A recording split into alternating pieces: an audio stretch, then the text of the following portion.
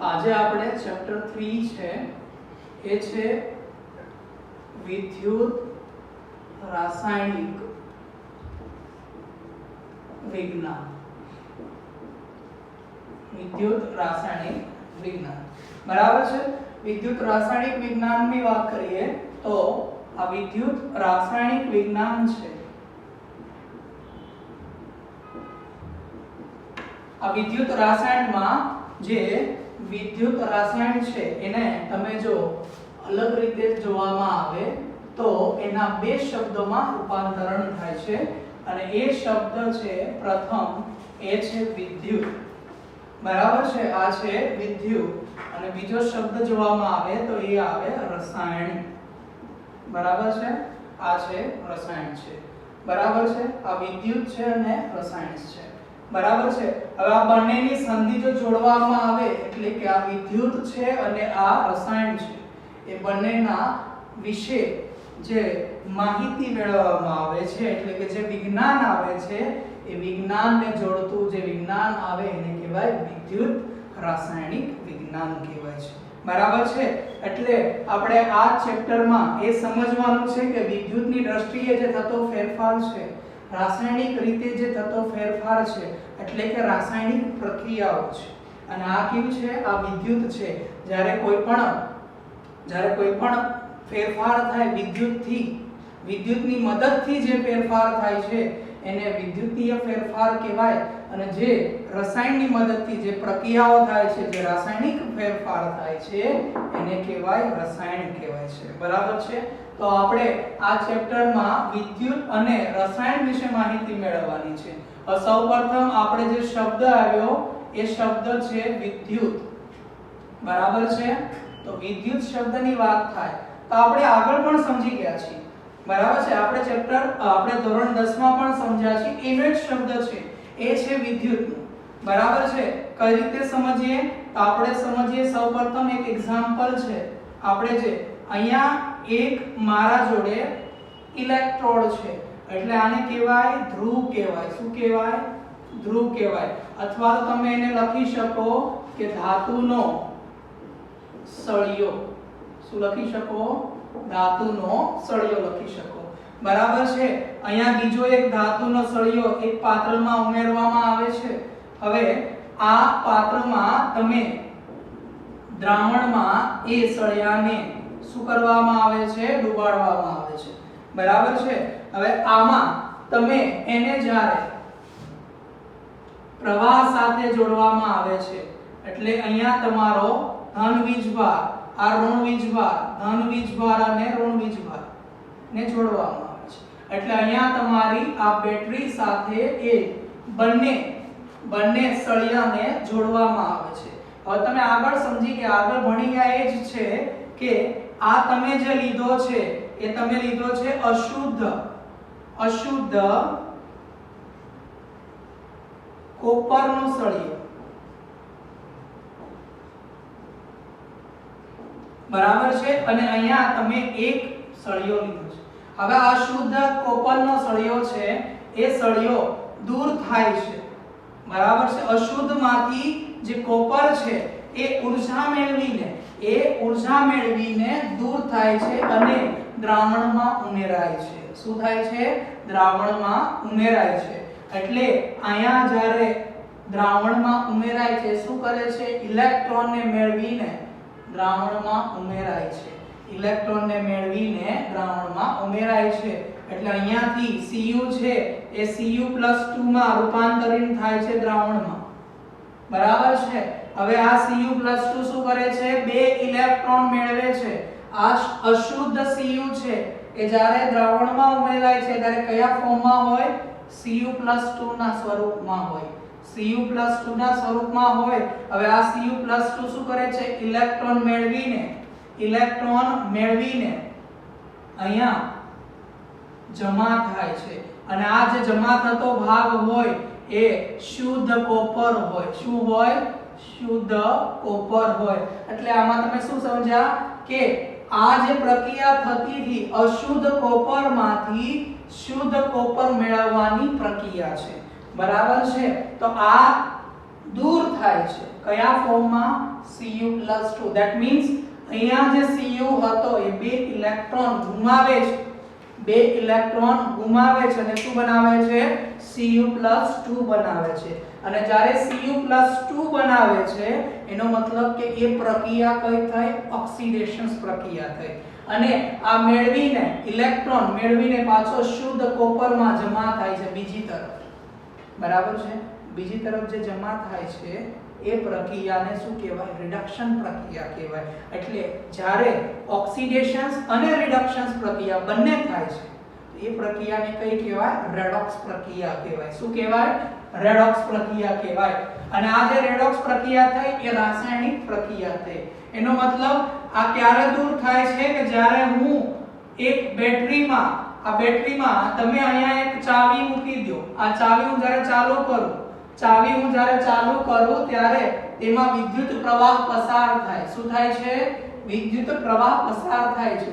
અને વિદ્યુત પ્રવાહ પસાર થાય છે ત્યારે અશુદ્ધ કોપરમાંથી એ કોપર દૂર થાય છે અને દ્રાવણમાં ઉમેરાય છે. એનો મતલબ આપણે સમજીએ કે મેં વિદ્યુત ઊર્જા આપી. શું આપી છે? વિદ્યુત ઊર્જા આપી છે. જ્યારે મેં વિદ્યુત ઊર્જા આપી ત્યારે તેમાં રાસાયણિક ઊર્જા ઉત્પન્ન થાય. શું થાય છે? રાસાયણિક પ્રક્રિયા ઉત્પન્ન થઈ. આપણે ઓક્સિડેશન જોયા અને રિડક્શન જોયું. ઉમેરણ થયું છે અને પાછું જમા પણ થયું છે. એનો મતલબ કે વિદ્યુત ઊર્જામાંથી કઈ ઊર્જામાં રૂપાંતરિત થયું છે? એને કહેવાય રાસાયણિક ઊર્જા કહેવાય. શું કહેવાય? રાસાયણિક ઊર્જામાં રૂપાંતરણ થયું. શેમાં રૂપાંતરણ થયું છે? રાસાયણિક ઊર્જામાં રૂપાંતરણ થયું છે. બરાબર છે? એટલે કે વિદ્યુત ઊર્જાનું રાસાયણિક ઊર્જામાં રૂપાંતરણ થયું છે. અને આવો જે કોષ તૈયાર થાય, બેટા આ કોષ છે. બરાબર છે? જ્યારે કોઈ પણ પાત્રમાં તમે ઇલેક્ટ્રોડ ઉમેરો છો, જ્યારે કોઈ પણ પાત્રમાં તમે ઇલેક્ટ્રોડ ઉમેરો છો તો એ જે રચના તૈયાર થાય છે એ રચનાને શું કહેવામાં આવે છે? કોષ કહેવામાં આવે. શું કહેવામાં આવે?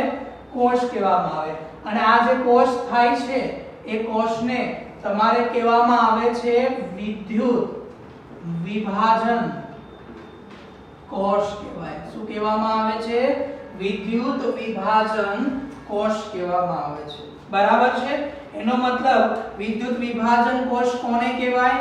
કે જેમાં વિદ્યુત ઊર્જાનું રાસાયણિક ઊર્જામાં રૂપાંતરણ થાય છે. અને એવા કોષને કહેવાય વિદ્યુત વિભાજન કોષ કહેવામાં આવે છે. બરાબર છે? તો આ વાત થઈ ગઈ વિદ્યુતની. એનો મતલબ કે આ જે કોષ છે એ શું કરે છે? વિદ્યુત ઊર્જાનું રાસાયણિક ઊર્જામાં રૂપાંતરણ કરે છે. બરાબર છે? એ તમારો થઈ ગયો વિદ્યુત વિભાજન કોષ થઈ ગયો. બરાબર છે? એના પછી તમે જો બીજો ભાગ લેવામાં આવે તો બીજો ભાગ છે બેટા એ છે રસાયણ વિશે વાત કરવામાં આવે. બરાબર છે? રસાયણ વિશે વાત હું બંને તમને અલગ અલગ સમજાવું છું. બરાબર છે? આપણે આગળના ચેપ્ટરમાં બંનેનો ઉપયોગ કરવામાં આવે છે.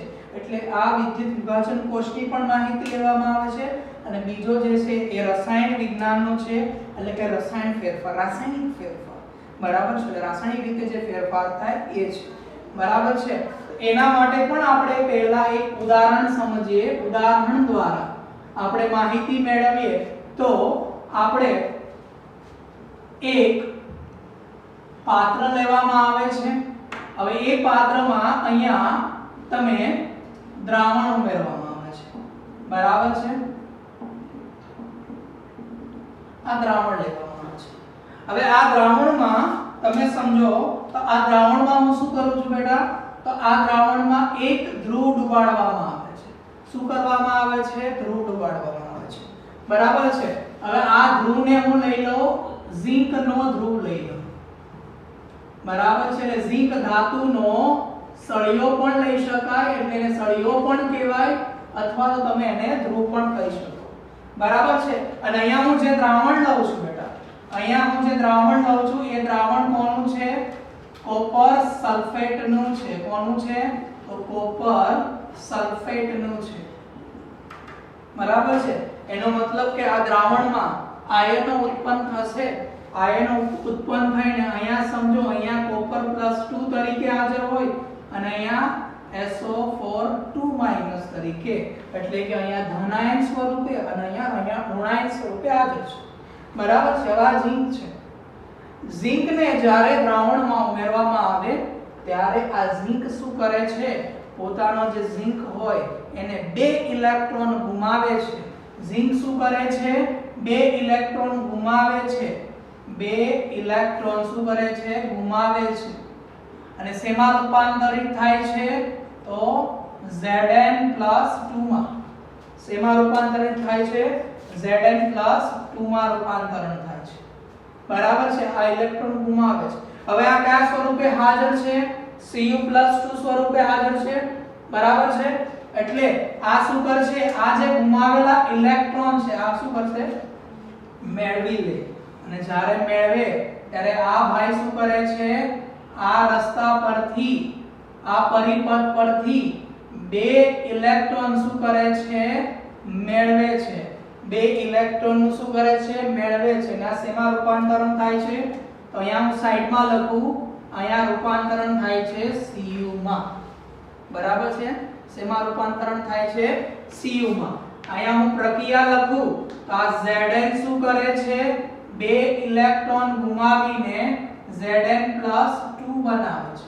2 ઇલેક્ટ્રોન ગુમાવી Zn+2. હવે આ જે કોપર +2 હતો એ શું કરે છે? 2 ઇલેક્ટ્રોન મેળવીને કોપર બનાવે છે. 2 ઇલેક્ટ્રોન મેળવીને કોપર બનાવે છે. બરાબર છે. એટલે હવે જુઓ, અહીંયાથી આ ઇલેક્ટ્રોન ગુમાવે છે, આ ઇલેક્ટ્રોન મેળવે છે. હવે આ બંને વચ્ચે જે ઇલેક્ટ્રોનનું વહન થાય છે, આ ઇલેક્ટ્રોનના વહન વચ્ચે, આ ઇલેક્ટ્રોનના વહન વચ્ચે હવે હું જો અહીંયા આ સાઈડ પર દાખલા તરીકે એક હું બલ્બ લગાવી દઉં. બરાબર છે. એક બલ્બ લગાવવામાં આવે, હવે જ્યારે અહીંથી ઇલેક્ટ્રોન પસાર થશે, આ ઇલેક્ટ્રોન પસાર થાય ત્યારે આમાંથી આ જે બલ્બ હોય એ કેવો થાય? પ્રકાશિત થાય. જ્યારે એટલે એ લખું કે જ્યારે ઇલેક્ટ્રોન પસાર થાય છે ત્યારે, જ્યારે ઇલેક્ટ્રોન પસાર થાય છે ત્યારે આ જે બલ્બ છે એ કેવો થાય છે? પ્રકાશિત થાય છે. અને જ્યારે આ બલ્બ પ્રકાશિત થાય છે જેના લીધે આ જે ફેરફાર હતો, સમજો બેટા, આ જે ફેરફાર હતો કયો ફેરફાર હતો? આ ઇલેક્ટ્રોન શું કરે છે? ગુમાવે છે. કઈ પ્રક્રિયા થઈ? Zn 2 ઇલેક્ટ્રોન ગુમાવે છે અને શું બનાવે છે? Zn+2. એટલે આ પ્રક્રિયા કઈ થઈ? ઓક્સિડેશન પ્રક્રિયા થઈ. કઈ થઈ? ઓક્સિડેશન. અને આ ભાઈ શું કરે છે? કોપર +2 એ મારે 2 ઇલેક્ટ્રોન જોવે છે. બરાબર છે. એટલે 2 ઇલેક્ટ્રોન મેળવે છે અને શેમાં રૂપાંતરણ થાય છે? શુદ્ધ કોપરમાં રૂપાંતરણ થાય. અને આને કહેવાય રિડક્શન પ્રક્રિયા કહેવાય. બરાબર છે. તો આ પ્રક્રિયા જે થઈ એ બંને જોડાવવામાં આવે તો એ કઈ થઈ? રાસાયણિક પ્રક્રિયા થઈ. આ કઈ થઈ? રાસાયણિક પ્રક્રિયા થઈ. બરાબર છે. આ રાસાયણિક પ્રક્રિયા થઈ. હવે આ રાસાયણિક પ્રક્રિયા થતા હતા ત્યારે આ જે ઇલેક્ટ્રોનનું વહન થાય છે ને અહીંયા બલ્બ કેવો થાય છે? પ્રકાશિત થાય છે. અને બલ્બ જ્યારે પ્રકાશિત થાય એટલે કઈ ઊર્જા થઈ? વિદ્યુત ઊર્જા થઈ. કઈ થઈ? વિદ્યુત ઊર્જા છે. અને એનો મતલબ આપણે શું સમજ્યા કે આ મારા જોડે રાસાયણિક ઊર્જા હતી. કઈ ઊર્જા હતી? રાસાયણિક ઊર્જા હતી. એ રાસાયણિક ઊર્જાનું વિદ્યુત ઊર્જામાં રૂપાંતરણ કર્યું મેં. શેમાં રૂપાંતરણ કર્યું બેટા મેં? વિદ્યુત ઊર્જામાં રૂપાંતરણ કર્યું. બરાબર છે. હવે વિદ્યુત ઊર્જામાં રૂપાંતરણ થાય છે તો એના માટે આ જે કોષ તૈયાર થાય છે, આ જે કોષ થાય છે એ કોષને કહેવાય વિદ્યુત રાસાયણિક કોષ કહેવામાં આવે. શું કહેવામાં આવે છે? વિદ્યુત રાસાયણિક કોષ કહેવામાં આવે. સમજો ફરીથી, રાસાયણિક ઊર્જાનું વિદ્યુત ઊર્જામાં રૂપાંતરણ કર્યું. બરાબર છે. અને એવા કોષ જે તૈયાર થાય એ કોષને કહેવાય વિદ્યુત રાસાયણિક કોષ. એનો મતલબ કે આપણે બે કોષ વિશે માહિતી મેળવી. પેલો કોષ હતો કે જેમાં વિદ્યુત ઉર્જાનું રાસાયણિક ઉર્જામાં રૂપાંતરણ થયું, તો એને કહેવાય વિદ્યુત વિભાજન કોષ કહેવાય. શું કહેવાય? વિદ્યુત વિભાજન કોષ કહેવાય. અને બીજું હતું કે જે રાસાયણિક ઉર્જાનું વિદ્યુત ઉર્જામાં રૂપાંતરણ કરે છે, રાસાયણિક ઉર્જાનું વિદ્યુત ઉર્જામાં રૂપાંતરણ કરે છે, એને કહેવાય વિદ્યુત રાસાયણિક કોષ કહેવાય છે. બરાબર છે? બંનેમાં તફાવત સમજવું પડી ગયો. મારે આને પ્રક્રિયા કરવા માટે વિદ્યુતની જરૂર હતી, મારે આને પ્રક્રિયા કરવા માટે વિદ્યુતની જરૂર નથી, એટલે વિદ્યુત મેં આપી, અને જ્યારે વિદ્યુત આપી પછી એ રાસાયણિકમાં રૂપાંતરણ થયો, એટલા માટે એને વિદ્યુત વિભાજન કોષ કહેવામાં આવે છે. બરાબર છે? હવે આપણે આ પ્રકરણમાં બે કોષ વિશે માહિતી મેળવવાની હતી. એક હતો વિદ્યુત વિભાજન કોષ, અને એક આવશે વિદ્યુત રાસાયણિક કોષ આવે છે.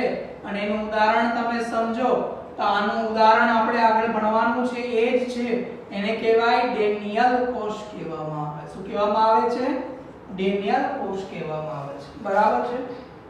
ડેનિયલ કોષ. બરાબર છે? તો આ આપણું જે હતું એટલે એ જોડાય વિદ્યુત રસાયણ, એને જ કહેવાય વિદ્યુત રાસાયણિક કહેવાય.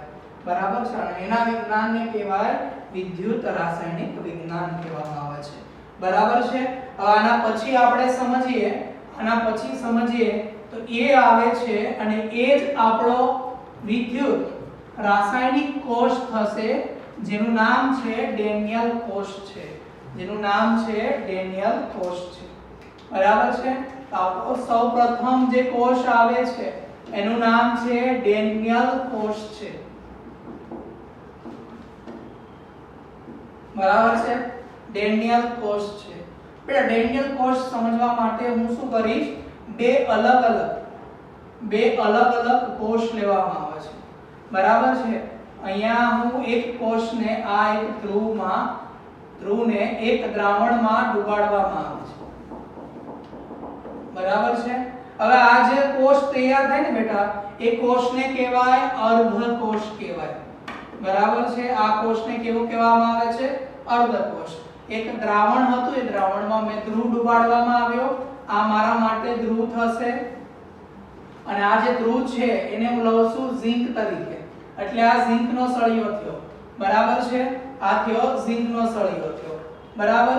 હવે આ ઝિંકના સળિયાને બીજી અહીંયા હું એક આકૃતિ બનાવું છું, એ પણ અર્ધકોષ જ થશે.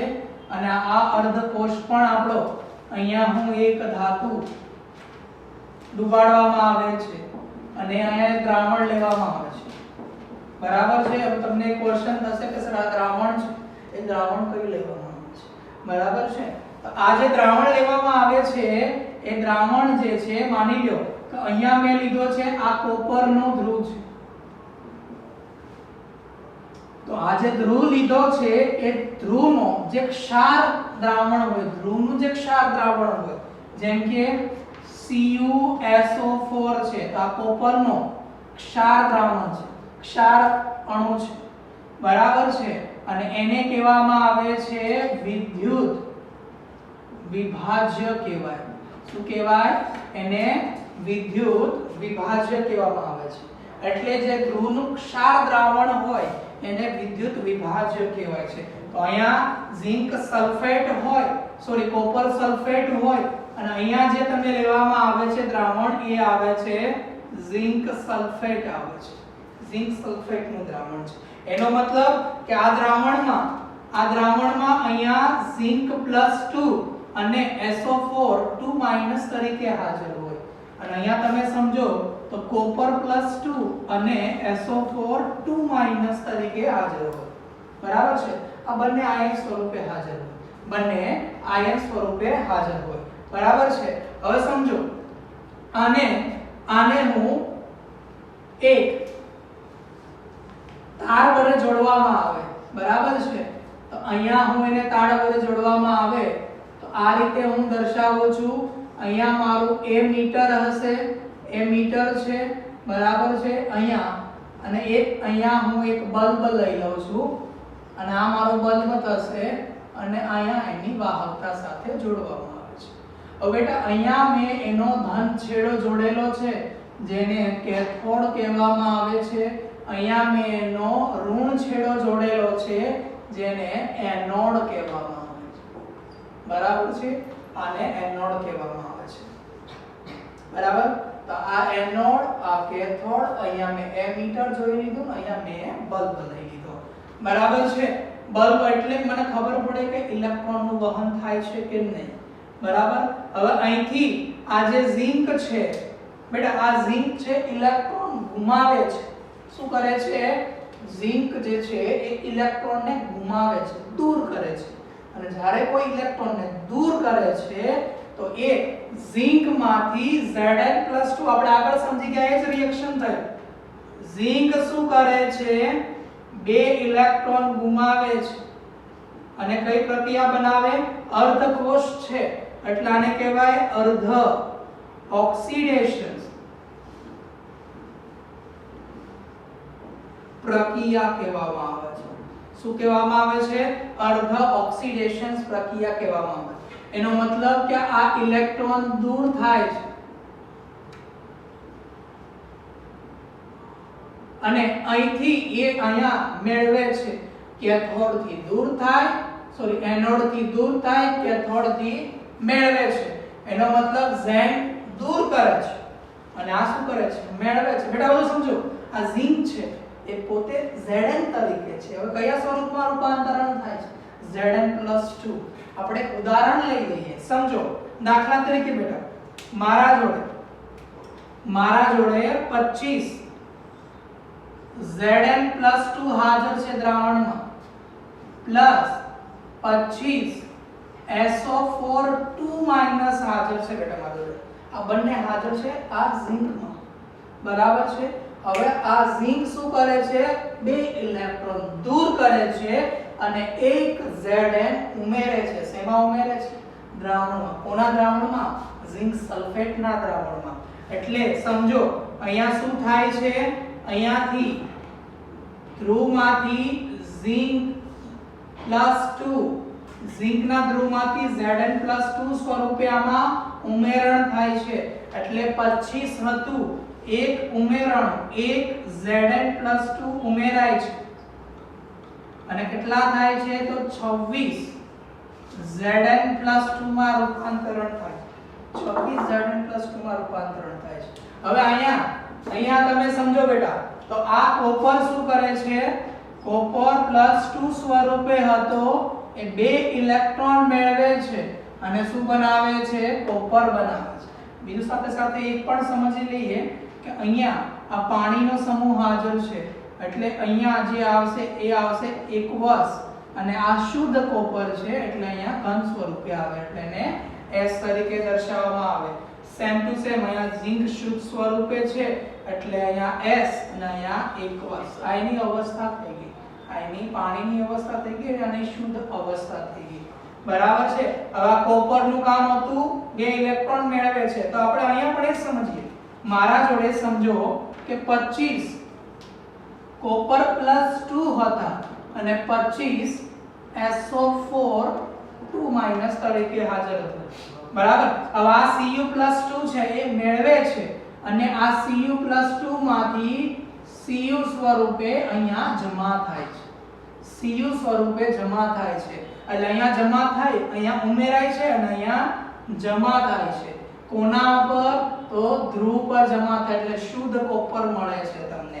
એટલે આ Cu+2 25 હતા, એ Cu+2 માંથી Cu માં રૂપાંતરણ થયું, એનો મતલબ તમારા જોડે બાકી કેટલા રહ્યા? 24 Cu+2 રહ્યો, કેટલા રહ્યા? 24 Cu+2, બરાબર છે। આ અર્ધ ઓક્સિડેશન છે અને આ તમારી થઈ અર્ધ રિડક્શન પ્રક્રિયા થઈ, બરાબર છે।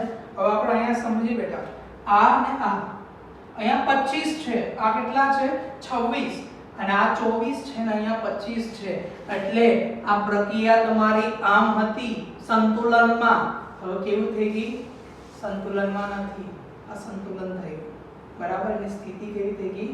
વિપરીત સ્થિતિ થઈ ગઈ, પહેલા સંતુલનમાં હતા હવે અસંતુલન, બરાબર છે। એટલે એનામાં તટસ્થતા જાળવવી પડે, તટસ્થતા જાળવે તો જ તમારો પ્રવાહ થાય. અને સમજો આ ઇલેક્ટ્રોનની દિશા છે તો ઇલેક્ટ્રોનની વિરુદ્ધ દિશામાં એનો વિદ્યુત પ્રવાહ I વહન કરે. એટલે ઇલેક્ટ્રોનની દિશા છે એનોડ થી કેથોડ તરફ, તો વિદ્યુત પ્રવાહની દિશા થશે કેથોડ થી એનોડ તરફ થશે. હવે બેટા આમાં શું થઈ? અસંતુલન સર્જાણું. આમાં પણ અસંતુલન સર્જાણું. હવે સંતુલન લાવવા માટે કંઈક તો કરવું જ પડશે આપણે, બરાબર છે? એટલા માટે હું આમાં એક ચેન્જ કરું કે એક યુ આકારની ટ્યુબ લેવામાં આવે છે. એક યુ આકારની ટ્યુબ લેવામાં આવે છે. હવે આ યુ આકારની ટ્યુબમાં શું ઉમેરવામાં આવે છે? અમોનિયમ નાઇટ્રેટ NH4NO3 અમોનિયમ નાઇટ્રેટનું દ્રાવણ ઉમેરવામાં આવે છે. અને આને બંને તરફ એક રૂના પૂમડા વડે અથવા તો બૂચ વડે બંધ કરવામાં આવે છે. શા માટે? કેમ કે આ દ્રાવણ આની સાથે મિશ્ર ના થઈ જાય, બરાબર છે? એટલા માટે. સાથે સાથે તેમાં અગરનું દ્રાવણ પણ લેવામાં આવે છે. શેનું? અગરનું. એ શેના જેવું હોય? એ જેલ જેવું હોય. કેવું હોય? જેલ જેવું હોય, બરાબર? થોડું ઘન સ્વરૂપ, થોડું પ્રવાહી. તમે જેલ જોયું હશે, બસ એ જ, બરાબર છે? હવે આ યુ આકારની ટ્યુબ છે ને, યુ આકારની ટ્યુબ, એને શું કહેવામાં આવે છે? તો એને કહેવામાં આવે છે ક્ષાર સેતુ, બરાબર છે? તમે જોયું હશે આપણે એક સેતુ શા માટે બનાવીએ? અહીંથી અહીંયા પસાર થવા માટે, બસ એટલા માટે એને ક્ષાર સેતુ કહેવાય છે, બરાબર છે? હવે જો આને 26 છે, હવે SO4 25 છે. હવે જો આને કોઈ 25 માં એક ઉમેરી દે તો સંતુલનમાં પાછો આવી જાય. એટલે શું કરે છે? અહીંયા રહેલો SO4 નું વહન થઈને અહીંયા ઉમેરણ થાય. એટલે અહીંથી ખેંચી લે, ખેંચીને અહીંયા ઉમેરી દે અને 25 માંથી 26 SO4 માં રૂપાંતરણ કરી દે. અને આ 26 થઈ ગયા. અનબેલેન્સ હતું, બેલેન્સ થઈ ગયું. અનબેલેન્સ હતું અને બેલેન્સ થઈ ગયું, બરાબર છે? હવે અહીંયા કેટલા હતા? 24 હતા. એક દૂર કર્યું એટલે 25 માંથી શેમાં રૂપાંતરણ થઈ ગયું? 24 માં. એટલે અહીંયા કેટલા બાકી રહ્યા? 24 SO.